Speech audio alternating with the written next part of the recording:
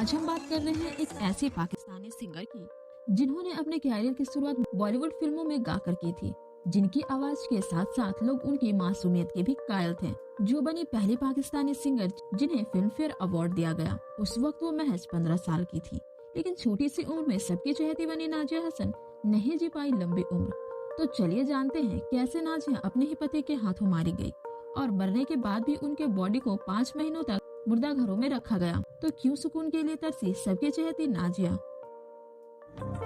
मेरा दिल रो रहा। 3 अप्रैल 1965 को पाकिस्तान के कराची में जन्म ली नाजिया हसन के पिता एक बिजनेसमैन थे जिनका नाम वासिर हसन था और मां मुनीजा हसन एक सोशल वर्कर थी।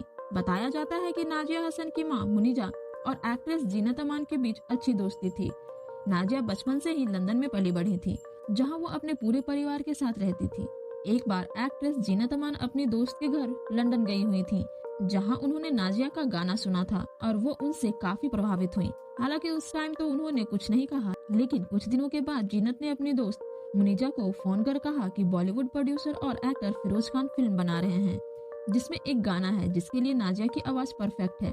लेकिन मुनीजा ने इसके लिए मना कर दिया क्योंकि उनका परिवार थोड़ी रूढ़िवादी सोच का था। फिर भी जीनत के काफी जिद के बाद मुनीजा ने सोचने के लिए वक्त मांगा और बहुत मुश्किलों से नाजिया के पिता इस बात के लिए राजी हुए और ऐसे महज 15 साल की उम्र में उन्हें मिली फिल्म कुर्बानी का ये गाना। इसकी रिकॉर्ड यूके में हुई थी, जिसके लिए नाजिया ने स्कूल से हाफ डे लिया था और स्कूल यूनिफॉर्म में ही स्टूडियो पहुंचकर रिकॉर्ड किया। और इस गाने के लिए नाजिया हसन को best female playback singer film fair award मिला और इस अवार्ड के लिए राज कपूर ने फोन कर नाजिया को भारत आने की बात कही और 15 साल में ये अवार्ड पाने वाली पहली सिंगर बनी। इसके बाद 1981 में नाजिया ने डिस्को दीवाने एल्बम लॉन्च किया। ये एल्बम रिलीज करने वाली पहली प्लेबैक सिंगर थी, जो कि काफी पॉपुलर हुआ था। भारत और पाकिस्तान में तो ये बेस्ट सेलिंग एल्बम बन गया था और धीरे धीरे कई देशों में भी काफी पसंद किया गया। अपने एल्बम डिस्को दीवाने से नाजिया हसन एक इंटरनेशनल स्टार बन गई थी। बेहतरीन सिंगर होने के साथ साथ नाजिया बेहद सुंदर भी थी। इनके पॉपुलर होने के बाद हर नामी फिल्म प्रोड्यूसर इन्हें अपनी फिल्म में साइन करना चाहते थे। कहा जाता है कि फिल्म के प्रोड्यूसर इन्हें साइन करने के लिए ब्लैंक चेक तक दे दिया करते थे, लेकिन हर बार नाजिया ऑफर ठुकरा दिया करती थी। नाजिया की पॉपुलैरिटी इतनी बढ़ गई थी कि जब वो एक बार कोलकाता एयरपोर्ट पर पहुंची तो लाखों लोगों की भीड़ उमड़ आई थी महज उनकी एक झलक पाने को। 1986 में नाजिया ने बॉलीवुड के कई फिल्मों में गाना गाया। उसी साल इन्होंने अफ्रीका में बनी भारतीय फिल्म में भी गाना गाया था और 1991 में भाई जोएब के साथ इन्होंने एल्बम कैमरा कैमरा रिलीज किया, जिसके ठीक बाद इन्होंने अनाउंस कर दिया कि ये उनका आखिरी एल्बम है। वैसे तो नाजिया का परिवार पढ़ा लिखा था, लेकिन फिर भी फिल्मों में काम करना नीचा समझता था। प्रोफेशनल लाइफ में फोकस करने के लिए नाजिया ने 1991 में हमेशा के लिए गाना छोड़ दिया। नाजिया ने लंदन के रिचमंड अमेरिका यूनिवर्सिटी से बिजनेस एडमिनिस्ट्रेशन की पढ़ाई पूरी करने के बाद 1991 में नाजिया ने United Nation women international leadership programme में इंटर्नशिप की और नेशनल सिक्योरिटी काउंसिल में नौकरी कर लॉ की डिग्री हासिल की। और 30 मार्च 1995 में घर वालों ने नाजिया की शादी कराची के बिजनेसमैन मिर्जा इश्तियाक बेग से करा दी। इश्तियाक से नाजिया की अरेंज मैरिज थी और 1997 में नाजिया ने एक बेटे को जन्म दिया। हालांकि सूत्रों का कहना है कि शादी के कुछ समय बाद ही दोनों के रिश्ते में अनबन होने लगी थी। नाजिया के पति इश्तियाक बेग एक दिल फेक किस्म के इंसान थे। कहते हैं उसका अफेयर एक पाकिस्तानी एक्ट्रेस से था।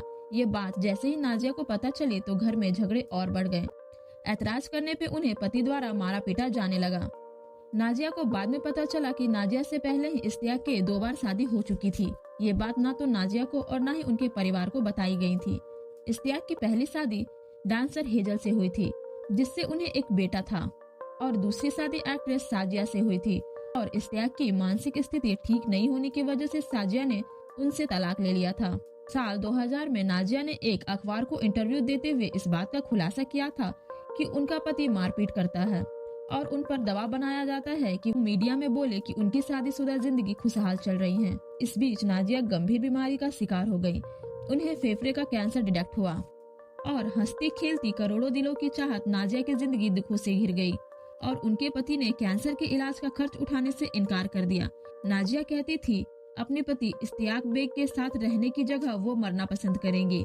नाजिया के भाई ने भी एक स्टेटमेंट में कहा था कि उनकी बहन को उसके पति ने बंदी बनाकर रखा था परेशान होकर नाजिया ने मुस्लिम लॉ के आधार पर तलाक लिया और अपने परिवार के साथ लंदन रहने लगी और घर वालों ने उनका इलाज लंदन में ही करवाया। उनकी 5 कीमोथेरेपी हुई। इलाज के दौरान नाजिया ने अपने वकील और कुछ गवाहों के सामने एक बयान दिया था, जिसमें उन्होंने कहा उसका पति उन्हें जहर दे रहा था और स्लो पॉइजन के असर से उनका अंग अंग खराब हो रहा था। कहते हैं लंदन में नाजिया का इलाज कर रहे डॉक्टर्स को भी इसकी जानकारी थी। नाजिया ने कहा था कि अगर उनकी मौत हो जाए तो उनकी जांच की जाए। हालांकि इलाज से उनकी हालत में सुधार आ रही थी, लेकिन कुदरत को कुछ और ही मंजूर था और 13 अगस्त 2000 को डॉक्टर ने नाजिया की मां को जानकारी दी कि उनकी तबीयत काफी खराब हो गई है। मां अस्पताल जाने के लिए घर से निकली ही, लेकिन मां के पहुंचने से पहले ही नाजिया की मौत हो चुकी थी। हालांकि नाजिया की मौत बीमारी से हुई थी, लेकिन उनके शव का पोस्टमार्टम करवाया गया और वकील द्वारा नाजिया का आखिरी स्टेटमेंट मिलने के बाद लंदन पुलिस ने दोबारा नाजिया की ऑटोप्सी करवाई। इस हाई प्रोफाइल केस की गहराई से जांच करने के लिए नॉर्थ वेस्ट लंदन पुलिस ने नाजिया के पेरेंट्स का घर और पति का घर सीज कर दिया।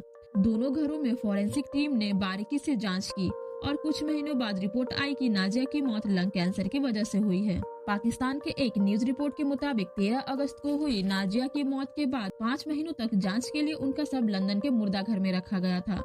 परिवार को उनका शव 5 महीनों बाद 9 जनवरी 2001 को सौंपा गया था और लंदन में ही उनका अंतिम संस्कार किया गया। नाजिया के पति ने उनके मौत के बाद तलाक की बात को झूठा बताया। हालांकि घर वालों का कहना था कि नाजिया के मौत के 3 महीने पहले ही उसने तलाक ले लिया था। नाजिया के मौत के बाद 2002 में पाकिस्तान के तत्कालिक प्रेसिडेंट ने उन्हें प्राइड ऑफ पाकिस्तान का अवार्ड दिया था। नाजिया की जगह ये अवार्ड उनकी मां लेने पहुंची थी।